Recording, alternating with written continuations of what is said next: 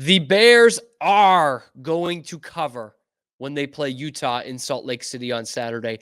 Book it. Get your money. We're going to tell you why on this Locked On Utah, Locked On Baylor crossover.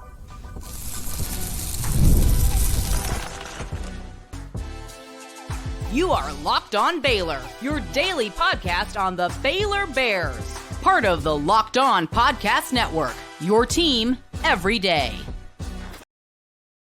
Hello, everyone, and thank you for making Locked On Utes and Locked On Baylor your first listen every single day. We are part of the Locked On Podcast Network, your team every day. If you are an everydayer, thank you so much for supporting our show. If you want to become an everydayer, make sure you like and subscribe. You can also follow our social handles. You find our shows both on X, as well as we love interacting with all of you in the YouTube comments as well. I'm JT Wistrcill, Cam Stuart, Locked On Baylor with me. But before we dive into the football, we want to talk to you about the sponsor of today's episode of Locked On Utes, our friends at FanDuel. Now through September 22nd, all FanDuel customers can bet $5 and get a 3-week free trial of NFL Sunday Ticket from YouTube and YouTube TV. You can visit FanDuel.com to get started. And Cam, I'm excited to get this game started because this is the first Big 12 game we both have on our schedule. I can't fathom that it's not a conference one still. I understand why from a scheduling standpoint. It's just still such a strange thing, but that's college athletics in the world we lived in. And we'll talk about this year's matchup, all the angles, but I think the most important first thing is these two teams did play each other last year. It was a game in Waco. They're so drastically different. I feel like you don't even really watch the tape. I think you really only focus on how this year's team looks and the new pieces that both sides have added, or in Utah's case, the pieces that have returned.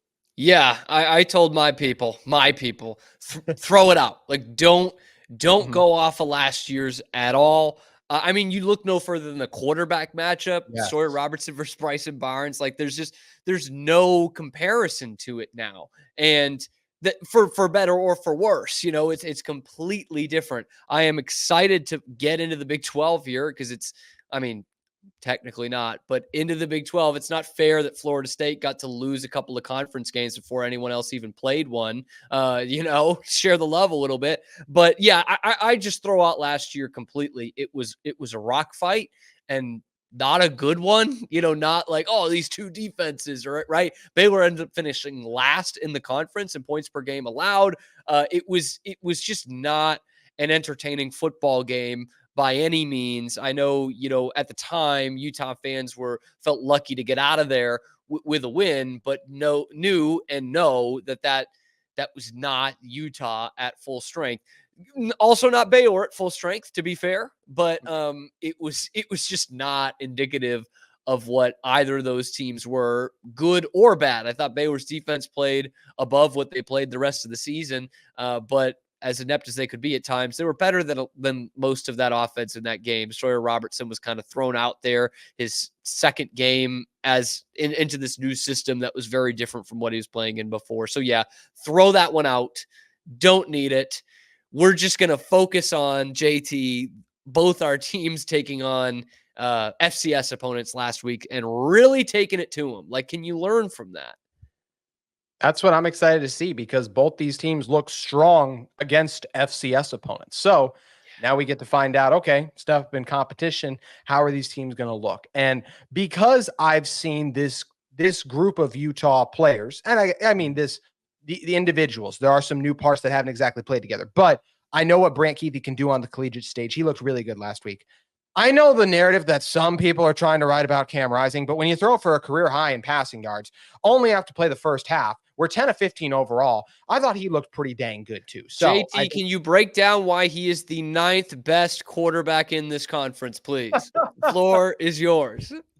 Oh, our good old, yeah, there was a fun quarterback list put out by Drake Toll in terms of passing yards in which Cam Rising was ranked there. But this is a great opportunity for Cam to hey, and I will say it's one thing to, once again, to do it against FCS opponents. Now let's do it against a step up in competition. That's what it will be. So starting with this Utah offense against this Baylor defense, I feel good about this Utah offense. I think I'm excited to see how the Utah offensive line, that's my one thing where they were up and down last week. So and I think Baylor's pass rush is improved. I don't think it's great yet. Still, that's what you have to kind of earn that monarch, of course, but I thought it's a step in the right direction. So I'm excited to see that battle. I think Utah has receivers that can win in the secondary. I know this is a new Baylor defense, but you do need to make a massive jump from where those overall season numbers were last year, ranked outside the top 100 in yards per game allowed to opponents. And same thing with, there's some solid running backs here too, but I think there is a chance that Utah will have success running the ball. So I do feel like Utah's offense has an advantage against Baylor's defense. How do you feel about that matchup? Yeah, well, what struck me as interesting, and I talked a lot about this, talking about Baylor's offense throughout the week, but Kyle Whittingham talked about it at the beginning of the week too. Neither team felt good with their running game against an FCS opponent. I looked at it with the Baylor game. I was obviously there, and I'm like, this just doesn't. It's not jumping off the page at me. And you look at the numbers afterwards. No running back ran for more than 4.5 yards a carry, which, in a Big 12 game, that's kind of whatever. That's fine. You can be productive doing that. But I found it interesting that I was thinking that, and then Kyle Whittingham was talking about Utah and saying, we didn't have anyone go for 5. We didn't go for 5 yards carry as a team. We didn't go for 5 yards carry. And that's where we need to be. That's the standard that we're setting. So both teams, similar wins against FCS opponents, 40-plus point victories where they held teams to 0 and 3 points. But yet you're thinking, I don't think they established the run enough, which is very rare against an FCS opponent. But in terms of this Baylor defense, it needs to travel for the first time, right? There's only so much you can learn about an FCS opponent. Looking at the personnel, this Baylor defense is better than last year. It just is. Keaton Thomas is one of the guys I'm real excited about. He's a junior college transfer, had a big week in week 1. He started his career at West Virginia, so he's played some Big 12 football before. And Jackie Marshall, who was injured last year, had a big week 1. So already personnel-wise, it's better. And having Dave Aranda as your play caller is better than what you had last year. This is a guy who's led top 10 defenses for years as a defensive coordinator before becoming a head coach at Baylor. And so already that stuff is an improvement from last year. Then again, they did not face a Cam Rising last week. They did not face an NFL tight end room last week. They need to show us, of course, in a hostile environment on the road, if that defense can travel. And if it's solid to good, doesn't need to be great. If it's good, that could really change the outlook, I think, for a lot of Baylor fans. I think an avenue towards a bowl game becomes much clearer if you see tangible steps taken by this defense. But one thing we got to watch out for, JT, we were both wrong about this in our season preview, and I'm going to pin this one on you. You told me Caleb Lohner wasn't going to play. You told me Caleb Lohner was not going to be a threat. The man is a red zone monster. He's catching touchdowns already. What happened there? I am stunned. I will say that. I did not think that he would be contributing as well as he has, because we've seen that was like the biggest thing we were like in lockstep with. I know. Caleb Lohner's my story. He's not going to play, but here we go. We've seen this before. He's going to be good at football because he's athletic. That's not how it works.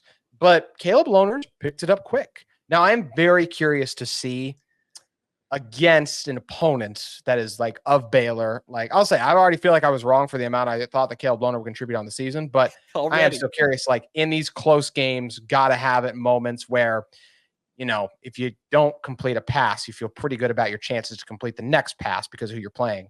I'm curious if we continue to see a lot of Caleb Lohner, because he did have a bad drop in the end zone too. He pushed off a little bit before and then dropped it, but he did have that catch in the second half. Now that was with the twos. So that's where, once again, I do think I don't expect to see Caleb a ton in this game. You know how badly he wants to get the win here. And it's going to be fascinating because he is on the Utah depth chart. I still think he's like their 4th or 5th best tight end, but that's still only after one game. And it's a good tight end room. So really curious to see how much we'll see of Caleb Lohner, and just really curious in general to see how all the facets of this matchup end up playing out. We still got to break down more on both sides of the ball for this game, and that's what we are going to be doing in one moment. But first, we have to talk with all of you about our friends at FanDuel Sportsbook. You've heard us talk a lot about FanDuel, America's #1 sportsbook. Well, we have something a little different for you. Now through September 22nd, all FanDuel customers can bet $5 and get a 3-week free trial of NFL Sunday Ticket from YouTube and YouTube TV. Then with a YouTube TV base plan, you'll be able to watch every regular season Sunday afternoon out of market game. All you need is a Google account and a current form of payment, and you can cancel anytime. You can just visit FanDuel.com and download America's #1 sportsbook today. And if you download America's #1 sportsbook today, you can bet on the Utah versus Baylor game. The line is lofty. It's 15 in favor of Utah right now. Cam, I'll be honest. This Utah team's good at home. We'll talk about that a little more in a second. I think Utah's going to cover right now. Where are you landing on this line? No, Baylor covering. That's some money in your pocket right there. FanDuel's going to take care of you there. Trust me. Okay, Cam thinks they're covering. I think they won't. We're about to talk more about why in a moment. But if you guys want to be able to bet on this game, NFL action starts. The great slate of college games we have this weekend. You guys can head over and sign up at FanDuel Sportsbook, America's #1 sportsbook today. Cam Stuart, JT Wistrcill here as we are rocking and rolling with our Baylor versus Utah preview. We didn't completely finish up everything with the defense, so I will just say I think Kyle Whittingham bringing up the running game is interesting because I know he wants to see more, and we haven't seen lead backs, but it's also funny because Dejon Stanley and Mekhi Bernard, two of Utah's top 3 backs, did average 5.7 yards per carry. Bernard averaged 6.6. So at times Utah did have success running it. I don't think they'll average that number against Baylor, but I still think that Utah will have success running the ball here. So I do think that Utah is going, there will be times Utah stalls. As I said, I think Baylor will get a little bit of pressure here, but I do think Cam Rising is capable of making those plays. And I still, for the life of me, can't understand the negative discourse around his performance last week. Once again, I think he's still shown the ability to scramble a little bit when the need arises. That was his first game of college football since January 3rd of 23. For reference, Locked On Utes listeners, I know I say this all the time, but I still just find it crazy. Tom Brady had played a game more recently until Cam Rising played. So the fact that he was 10 of 15 and still with we can nitpick his performance, sure, but I just still think that's where I have full confidence in Cam. I have confidence in this passing attack, Dorian Singer, all of the weapons at Utah's disposal. And I do expect Utah ain't getting 55 next week, but I do think Utah has a good chance to eclipse 30 at home. Yeah, and so I was going to ask you about that, is just the rust and knocking it off. I think if you're going to lay out a program for Cam Rising here, not bad, man. FCS, right? Baylor, who finished towards the bottom of the conference last year, but still should be a step up, right, from an FCS team. That's kind of a tough kind of thrown in week 2. And then you take on a Utah State team that you should be in week 3. And so that kind of sets up nicely for that Cam Rising aspect of it. But yeah, I mean, I like this Baylor secondary, though. I will say that was the one group I think we were all confident in going into the season. Caden Jenkins was the breakout star as a freshman last year and looked pretty good when I watched in week 1. So I think this is the first big test for him in his sophomore season. They're still youthful, but I think pretty talented at that back end. So I'm hoping that could cause some issues in the passing game, at least early on in this one. Yeah, it's gonna be a fun matchup to see. Hey, is Utah this passing attack? We've heard a lot about it. It looked really good last week. Can you do it against a Baylor secondary that has improved, a Baylor defense that I do believe has improved? So curious to see the game Cam Rising has. Also fascinated to watch DeQuan Finn and this Baylor offense against a elite Utah defense. They pitched a shutout last week. They have pretty much everyone back from a top 5 rushing defense a year ago. Now there is an injury in the secondary. I feel like Utah still has the bodies to replace there and still be good. Is there going to be a drop off? Maybe a little bit, but I feel like Utah, let's also talk about this when we're talking about the Utah defense, because defense is where home field advantage comes in so much, right? And you can say offense too because the stadium's quiet, but when the stadium gets loud, and I'm sure there's some of you that heard Drake Toll talk about like it wasn't a great atmosphere last week, but it's a big difference between a Thursday night FCS game and a Saturday game, your first game against a Big 12 opponent. We've heard before, Kirk Herbstreit has raved about the noise levels that Utah reaches on third down. And if you're not one for like, okay, what's a little noise? Well, let's just talk about how good this Utah team is at home. They have lost one true home game post the 2018 season. And that was because they lost in 2020, no fans in the stands. That was to Baylor last year. It took a top 5 at the time team coming into Utah's house, or we can just say a top 10 team on the season and what Baylor ended up being, to beat them at home. And that's where I think DeQuan Finn and this Baylor offense have their work cut out for them, because time and time again, I see offenses come in and I see them short circuit and have miscues. And I know DeQuan Finn also had those 2 interceptions last year. There were a couple of 3 and outs in the first half. I like Utah's advantage on the defensive side of the ball going against a guy like DeQuan Finn, who looked good at times last week, but is also still settling into this new offense and has to travel to a place that is not quarterback friendly. Yeah, and I will say too, from that standpoint, Baylor, they didn't really play in a great environment last year. Kansas State on the road, it was a day game. It was towards the end of the season. Obviously, they punched the place out, and it's great, but I'm talking big time environment. They haven't played in one of those since they played in Provo 2 years ago. I'm not going to say if it's the best in the conference or not, but it was a big time atmosphere, man. It was a night game. It was a top 25 matchup. That place was really, really into it. And so a lot of these guys haven't played in it. One guy who has played in big time environments is DeQuan Finn. You're scratching your head.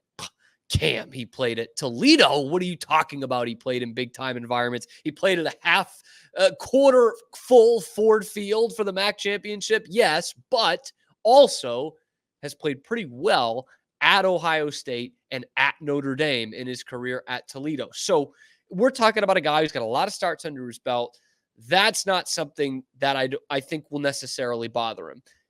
The other guys, we'll see. This is an offensive line that's in progress in a loud environment. There's a couple of their big-time receivers maybe haven't played in that kind of environment. I'm looking at, Ashton Hawkins played at Texas State. Jamal Bell came in from Nevada. So it's not like big-time environments that these guys are used to. But there are some who are. DeQuan Finn, Michael Trigg was at USC and Ole Miss. Katron Jackson was at Arkansas. So it's kind of a mixture of both, and it's up to DeQuan Finn's leadership, I think, one of those intangible things, to see how quickly they adjust to that. Because I do like DeQuan Finn. I've given him plenty of critiques this week. He is a good quarterback.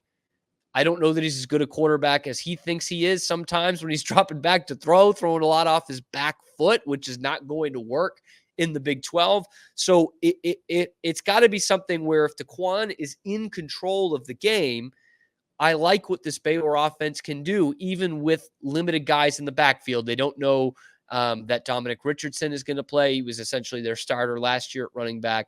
Bryson Washington probably not going to play. So they have this 4 running back stable get whittled down to 2, and one of the best mobile quarterbacks in the Big 12, which I think DeQuan Finn is. So it's up to, I think the quarterback in terms of how quickly they can get settled in and play on the road. Because that's been a problem the whole Dave Aranda tenure. I mean, even when they went 12-2, they lost both their games both their losses came on the road. So it's still something that this coaching staff needs to get adjusted to, as well as these players. But then again, there are some injuries on that side of the ball, especially that Kenan Johnson one, an outside cornerback. I gotta imagine.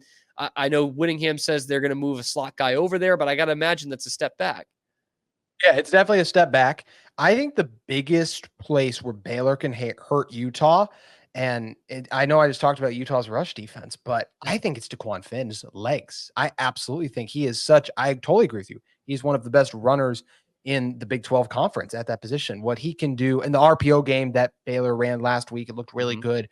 Just the option game in general with him. Utah before has had some difficulties with those types of quarterbacks. Anthony Richardson shredded them a couple of years ago. So I think that is what's going to be interesting. And I was going to say, Dave Aranda said after the game, he wished Finn ran it some more. with some of those RPOs. In fact, I one of them, one of the picks was one that he definitely should have tucked it and ran and might have, made one guy miss and got a touchdown. So that is something that I think Baylor will dip into that bag of how can DeQuan affect this game with his legs. And I think that plays into a real good, really well into Baylor's hands. If Baylor wants to shock the Big 12 and go into the Big 12's favorite house and beat Utah, it doesn't come, I believe, with running backs running right up the middle and having success. I just think Utah's defensive tackles and linebackers, they're too good. They're going to sniff that out. But I think it can absolutely come from receivers making some plays downfield, which is what happened in last year's game on a couple of Baylor drives, and even one that almost ended up being a game, setting up a game winner with the craziness that happened, the ending theatrics. And then Finn, not just scrambling, but once again, that read option game, keeping it himself and getting to the outside because he has that ability to make defenders miss. That's where I think DeQuan Finn can have success. But he also did turn it over a few times, not just last year, before his career. What's your confidence level in him taking care of the ball in a place that does have good success rate for turning over opposing quarterbacks? Yeah, that goes back to where I say DeQuan Finn's a good quarterback, maybe not as good a thrower as he thinks he is. I thought those were two bad picks, man. And it could have been more. It could have been 3 or 4. He had one called back, one go off a defender's hands. It's just, I'm going on the optimistic side of Baylor did not open up the playbook all that much against an FCS opponent. I know Utah would have gone through the same thing with their FCS opponent, but it looked like, oh man, when did we see that in practice where that worked? When did we see DeQuan Finn have the arm talent for that to work? If it's on the tape somewhere, I'd love to see it. So yeah, it's decision making, and that's where I do get worried of a guy who comes in. He is one of, if not the best player on this team. He's supposed to be leading the team. He hears about how he needs to be the X factor and how, their head coach's job could be dependent on how well this quarterback does this year. And he might try to make some things happen that can't be made to happen in a place like Rice-Eccles against a good team like this Utah defense. I'm worried. I am worried about that decision-making and taking care of the football. Yeah, it's something where Finn is going to have to play better than last week. Can he make that much of a turnaround against that big of a jump? That's what we have to see. And there are a lot of intriguing angles on this game, and we've talked about a number of them. So we got to predict how we think it's going to turn out. Can Baylor make an early Big 12 statement? Will Utah try to make a Big 12 statement in terms of announcing like, hey, we're here and covering that massive spread? That's what we are going to be talking about in one moment. But first, want to talk with you all about one of the sponsors of our Locked On Utes and Locked On Baylor crossover. It's our friends at LinkedIn Talent Solutions. When you're hiring for your small business, you want to find quality professionals that are right for the role. That's why you have to check out LinkedIn Jobs. LinkedIn Jobs has the tools to help you find those right professionals for your team faster and for free. LinkedIn isn't just another job board. They help you hire professionals you can't find anywhere else, even those who aren't actively searching for a new job but might be open to the perfect role. In a given month, over 70% of LinkedIn users don't visit other leading job sites. So if you're not looking on LinkedIn, you're just simply looking in the wrong place. On LinkedIn, 86% of small businesses get a qualified candidate within 24 hours. You can hire professionals like a professional on LinkedIn. 2.5 million small businesses use LinkedIn for hiring because small businesses, they wear so many hats. They might not have the time and resources to hire. And that's where LinkedIn comes in and gives an assist to all businesses. You can post your job for free at linkedin.com/lockedoncollege. That's all caps, no spaces, Locked On College. Once again, all caps, no spaces, linkedin.com/lockedoncollege. To post your job for free, terms and conditions do apply.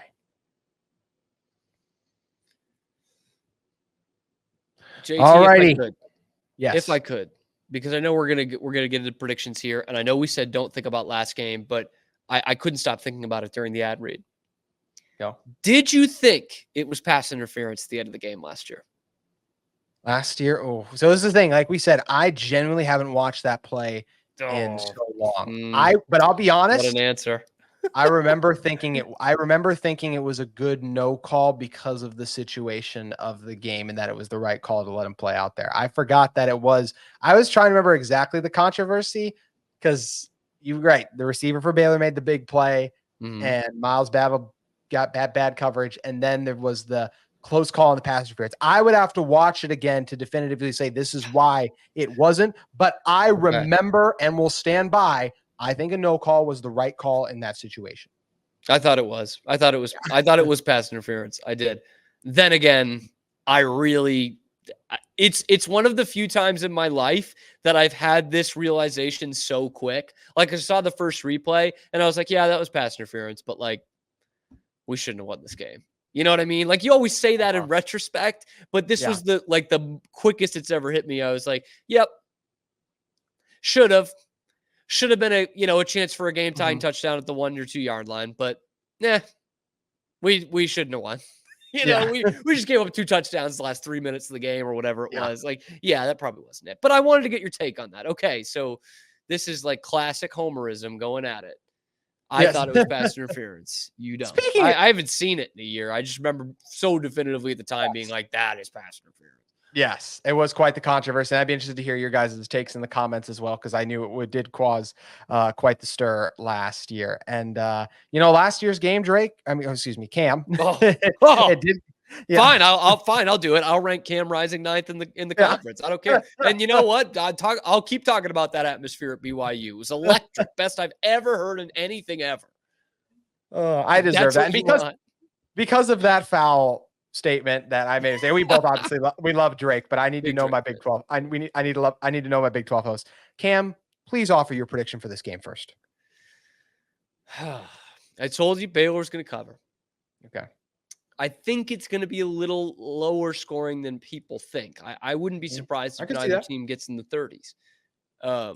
Even for, needing to improve the run game. You know what, JT, I'm going to do it. I'm going to do it. I'm going to pick Baylor. I'm going to pick Baylor 27-24. They get revenge for last year. Most of the guys weren't even out there, but they get revenge for last year. It's close, of course. 27-24 Bears. This would be the type of win that, in my opinion, can go a long way to saving Dave Aranda's job. Huge. When you look at the controversy and everything. Because I'll be honest, we talked about this before the show. I think Utah absolutely should be the 10th ranked team in the country right now. If you look at how that Michigan team looked last week, what they lost, I think Utah should have vaulted Michigan. They didn't. But as great as the top 10 win is, top 11 win's still pretty good. As a new Big 12 fan, by the way, you do need to root for Michigan this weekend. I don't make the rules. You have to do it. But now that you're in the Big 12, even though that other team's not in the Big 12, you have to do it. I'm sorry. But this whole sign stealing thing, I just don't like Michigan. It's just, and I'm like, who does? But well, I know, yeah, you're right. But who likes Texas either? So that's fair. That's fair. I wish there was a tie like in soccer or something. Yes, please postpone it or something. I don't know. Yeah. Unfortunately, I don't think that Baylor's going to cover. In fact, I do think Utah's going to cover. I think DeQuan Finn is going to turn it over a few times in this one. I think that Utah defense is going to be very impressive. I do think this one will be close in the first half. I think Baylor will put together successful drives. I think Utah will stall at points, but I do think Utah will figure it out. I think they will get rolling. I think Cam Rising has another big game and silences the few critics he has after this past weekend. I feel like he's going to throw for a few touchdowns. The Utah running game will look solid in this one as well. And I'm going to go Utah to cover 34-16. Oh, you're just like these Utah fans I keep hearing about. This is it right here. Just think you're going to come in here and just walk all over everyone in this conference. Okay, that's fair. I thought you said, I was like, you have to come to us. That's the difference from last year. Yes, true. Which I talked about this off mic. This is going to be famous last words. I have not run into these Utah fans yet. I have heard about them. I've seen them not at me. I've seen them. Yeah. I know they're out there. Trust me. But it hasn't happened to me yet. We'll see. Maybe now is the time. I get roped in as being arrogant as well too, and I'd like to throw out there, Utah can there's absolutely a world where Utah will fall short of everything they set out to be. But I also challenge any Big 12 fan, when you had all your conference, like these guys who won you conference championships returning to your team, you're set up with a favorable schedule where you literally play 2 ranked opponents as of right now on it. Like, to not predict Utah to at least go 10-2 and like be right in the thick of the Big 12. I think if every other Big 12 team had the components that Utah had, roster to schedule, they would feel the exact same way that me and many Utah fans do in our confidence that Utah is going to get it done. And I do believe that starts against Baylor, but it's going to be fun just to get some Big 12 football back. Can't wait for things to get underway on Saturday. We are both coming back with shows before then too, so you can check us out Friday as we'll be offering up some last minute predictions to see if Dave Aranda can make that really career defining win, because it very well might extend his career, or if Utah will live up to the hype and look like one of the premier teams in the conference. Cam, I can't wait for it. Me neither. This is fun. Big 12, non-Big 12 football is so back. The Big 12 football that is not supposed to be Big 12 football. I'm here for it. I don't know why neither team could just scheduled someone else. I mean, we've done it on like a week's notice before, but I don't care. Let's do it. Who cares? Let's play it. Someday, 30 years from now, our like grandkids or kids will be like, Dad, did you know that the Utah Baylor game in 2024 was a non-conference game, even though Utah just moved to the conference? And we'll get that tier like, yes, we do. Get the tape. Exactly. It's going to be so much fun, though, just like this was with you. Cam, thanks again for joining me. Thanks for having me. I love our crossovers, and I love that each of our fan bases can get the varying perspectives. Big fan of that. I do as well, and I'm looking forward to seeing how this rivalry could potentially continue to evolve, because it was a thrilling game last year. Will this year's be? That's what we'll find out shortly, but that will do it for this crossover edition. If you guys want more Locked On Utes or Locked On Baylor, make sure you guys check out our shows. We come at you every day with Utah and Baylor content, and we'll be coming at you as well after the game on Saturday. That's going to do it for this crossover edition, but we'll be back soon talking more Utah and Baylor football.